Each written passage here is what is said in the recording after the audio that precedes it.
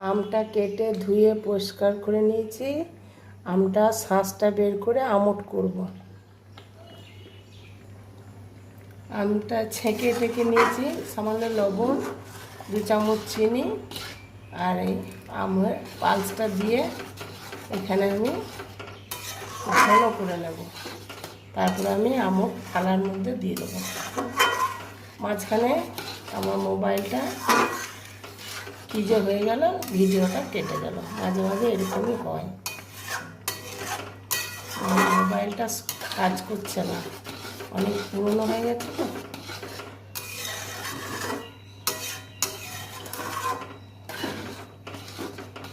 এইটাকে আমি ঘন করে নেব। ওই লবণ চিনিটা দেখাতে পারলাম না, ছাকাটা দেখাতে পারলাম না, একবারেই গ্যাসে দেখালাম। কি করব না হলে।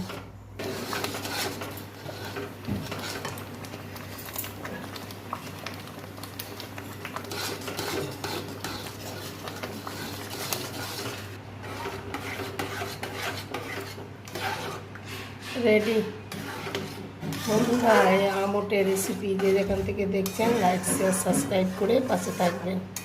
আর এটা আমি এখন 3-4 দিন থালায় দিয়ে শুকাবো, তারপর আসবো দেখাবো আমট কেমন করে করলাম।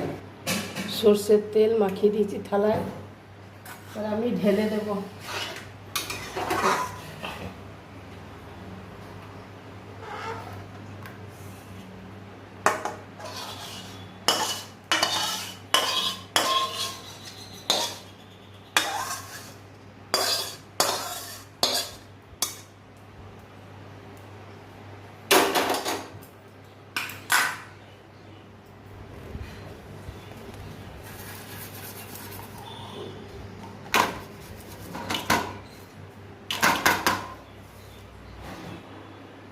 রেডি,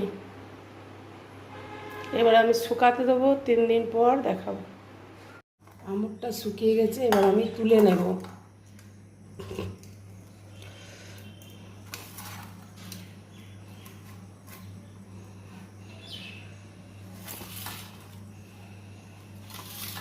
দুদিন লাগলো এটা শুকাতে।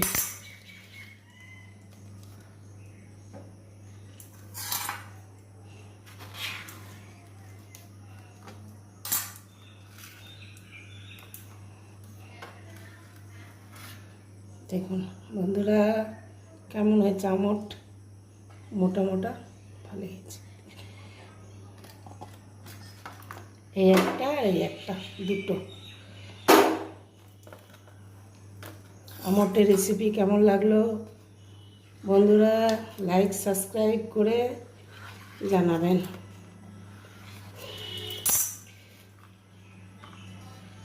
এইভাবে